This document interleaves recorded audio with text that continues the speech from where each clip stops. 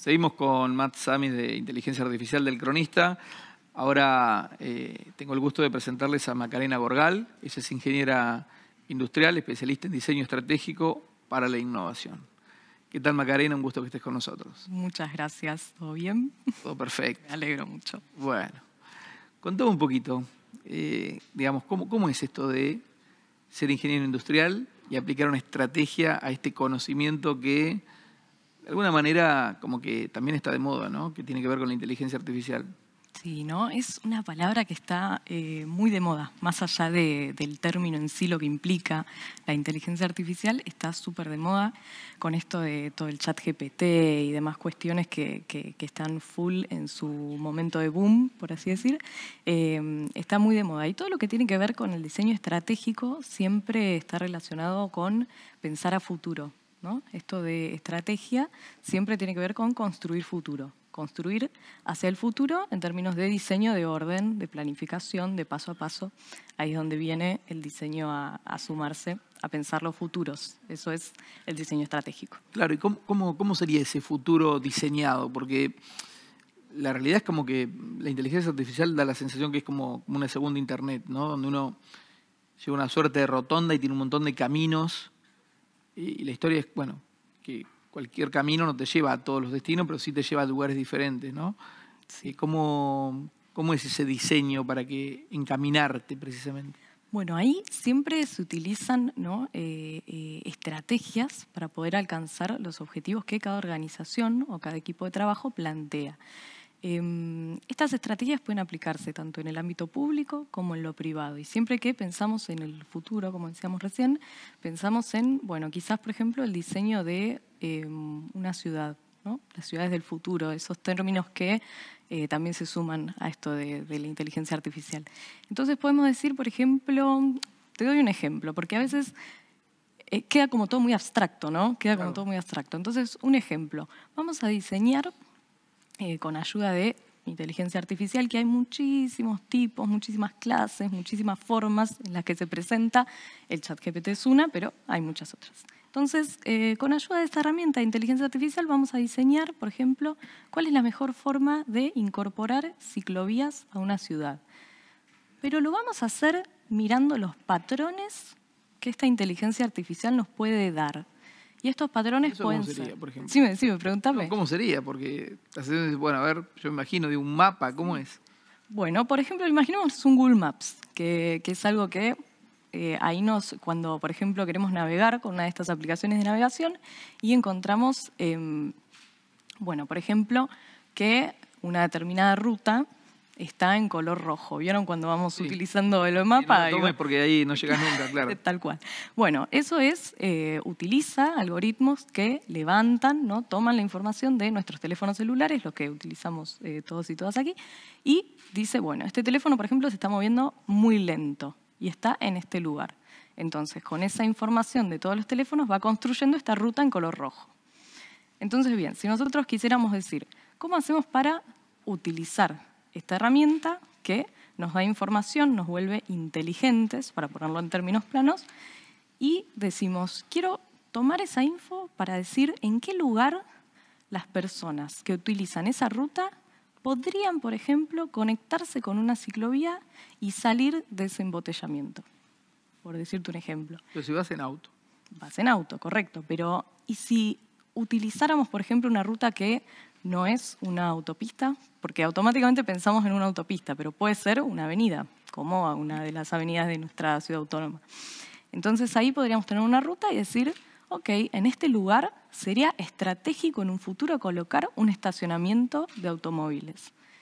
Colocar un estacionamiento y conectarme con un espacio donde hay bicicletas públicas, por ejemplo, y de ahí tomar una bicicleta que a través de una ciclovía yo puedo hacerle como un... Sortear. Claro, sorteamos ese embotellamiento, por ejemplo, y ahí estamos tomando dos fuentes de información. Por un lado, esta inteligencia artificial que nos hace de fuente de datos para esta situación actual del camino, y por otro lado, bueno, estratégicamente pensamos en un futuro y decimos, como diseño de ciudades del futuro, en este lugar siempre hay un embotellamiento. Si colocásemos un estacionamiento vehicular, una playa de estacionamiento o un espacio para dejar los vehículos, es mucho más complejo que eso, pero tomemos ese ejemplo. Y de ahí pasar con una bicicleta y no nos quedamos en ese embotellamiento, por ejemplo, algo concreto. Claro. Ahora, Macarena, si, por ejemplo, hablamos de inteligencia artificial, creo que hay una suerte de conocimiento general que dice, bueno, la inteligencia artificial es del último año y medio, con el chat GPT, bueno, pero hay algo más, digamos, me imagino que nace antes. Digo, cuando hablábamos recién de Google Maps o de cualquier herramienta, podemos decir Waze, cualquiera. Claro. Digo, tienen un conocimiento que de alguna manera utiliza la inteligencia artificial, no te hace una monografía, pero sí te lleva a un lugar. Sí. Una buena estrategia para pensar y comprender este fenómeno de la inteligencia artificial es imaginarnos que no es inteligente y que en realidad es tan inteligente como nosotros y nosotras le enseñemos a hacerlo. ¿Cómo nace la inteligencia artificial? Es posible que exista a partir de que nosotros y nosotras tenemos en nuestras manos siempre un elemento que está continuamente dando información a Internet, que es nuestro teléfono, nuestro smartphone. Esa información, esa gran cantidad de información que existe en Internet, que fue la primera revolución, gran revolución que todos y todas recordamos, y después, tomando esa información, podemos entrenar lo que se llama un algoritmo, que es una especie, imaginémonos como una caja, en donde ingresa una pregunta y sale una respuesta. Ahí es donde empieza a nacer este concepto de inteligencia artificial, que es tan inteligente como nosotros le vayamos enseñando, ¿no? Para que pueda responder estas preguntas. Claro, pero también hay una realidad, ¿no? Hay una parte que se diseña el algoritmo, entra en esa caja, sí, y esa parte ya no la maneja, digamos, no la manejás como ser humano. Se maneja como, digamos, como por el propio algoritmo. Ella misma. Claro. Hay como dos universos gigantes acá, ¿no? Por un lado está la que sí se maneja Claro. ella misma, que es lo que se llama aprendizaje automático. Exacto. Automáticamente va tomando la información, va tomando información y va construyendo respuestas nuevas, de forma automática. Eso está programado por alguien y lo hace automáticamente. Pero en otro mundo está la inteligencia artificial que necesita siempre nuestro apoyo para estar funcionando, nuestra información. Por ejemplo, en los famosos chatbots, esto pasa mucho. Claro. Por ejemplo. Hay un ejemplo que... Ya la gente no cree que está contestando una persona. Creo que ya se dio cuenta que... Claro, ahí va como automáticamente respondiéndose y bueno, a veces... Antes muchos se enojaban, ¿viste? ¿Cómo se enojaban? Claro, se enojaban con el chat. Decían, no me contesta lo que quiere. Fue progresando toda parte, ¿no? Y... Todo va. Hay distintos tipos de esos espacios de chat conversacionales. Algunos sí aprenden solos y otros son simplemente un lugar donde vos ingresas datos y te construyen, por ejemplo, un documento, un turno médico, un turno para renovar la licencia de conducir, por ejemplo. Claro. ¿Cómo ves el futuro de la inteligencia artificial? ¿Ves, de alguna manera, digamos, vamos a englobarlo en la máquina, ¿no? ¿Superando al ser humano? Bueno, en términos locales de Argentina, por ponerlo de alguna manera, estamos un poco como lejos, ¿no? de ese horizonte. Pero en términos del mundo, yo creo que, como dije hace unos minutos, siempre va a ser tan inteligente como le enseñemos a hacerlo. Después habrá que ver de qué forma podemos establecer los límites para que esa inteligencia que aprende sola de alguna manera no se nos desbande y no supere lo que nosotros tenemos ganas de coordinar y controlar, ¿no? Así que esta inteligencia en un futuro tendría que tener algún tipo de limitación, porque si sigue aprendiendo sola, bueno, es posible que supere de alguna manera al conocimiento que las personas tenemos y bueno, que eso genere consecuencias, ¿no? ¿Y cuál sería el riesgo ahí?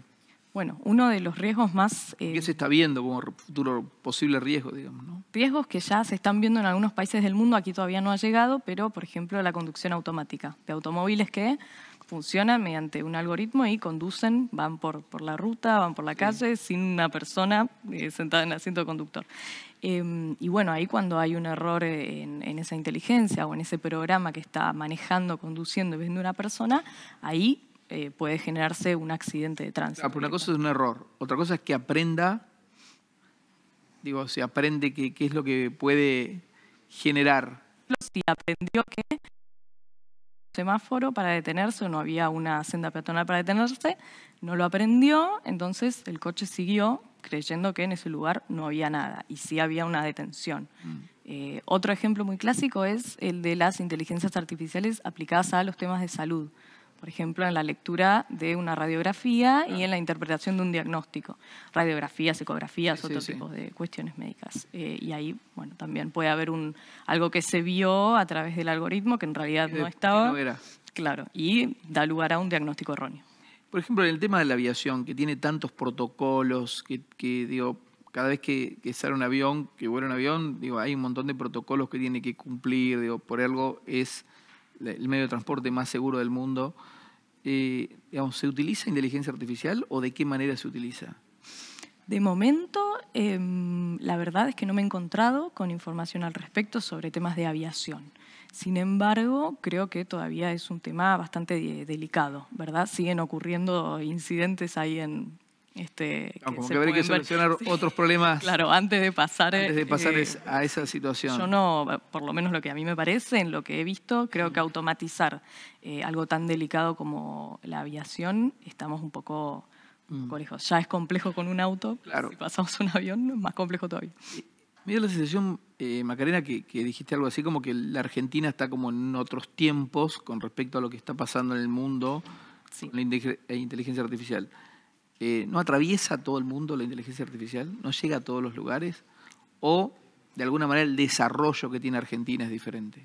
Bueno, primero que nada, para poder acceder a este tipo de algoritmos de inteligencia artificial o cualquier otro acceso a Internet, necesitamos fibra óptica o tendidos de cable que nos permitan acceder a Internet. Eso en muchos lugares de nuestro país todavía no sucede, en otros sí.